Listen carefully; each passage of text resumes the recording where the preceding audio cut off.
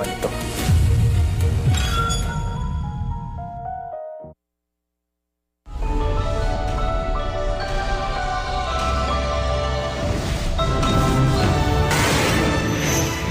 Saksihan ngayong gabi, guro patay matapos bugbugin at painumin ng muriatic acid ng kainumang college student sa Bacolod City. Pangungutang umano ng estudyante, isa sa tinitingnang anggulo. 17 anyos na binatilyo, pinagtulungan bugbugin ng mga kapwa menor de edad sa Rizal. Homicide o hazing, sinisilip na anggulo ng CIDG kaugnay sa pagkamatay ni Rene Paterbonia at Divine Adili.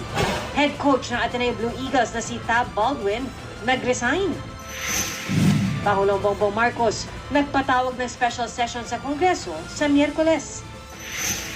Bagong sulya sa mga lugar sa Binondo na tampok noon sa mga libro ni Gat Jose Rizal.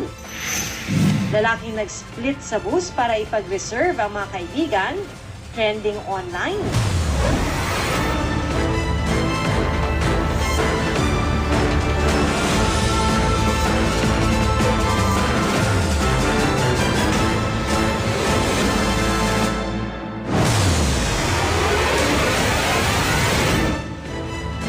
Magandang gabi. Ito ang mas pinalakas na saksi. Binugbog na nga, pinainom pa ng muriatic acid.